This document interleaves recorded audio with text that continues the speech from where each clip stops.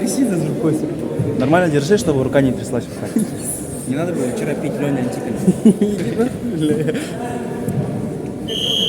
На, Тимур.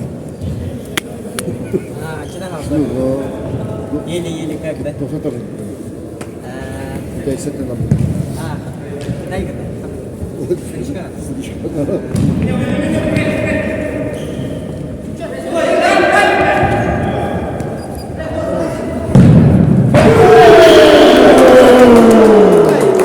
Кто забил? Он сам, да. Слушай, да, да? Пускай. Я тоже так должен был. На первой минуте.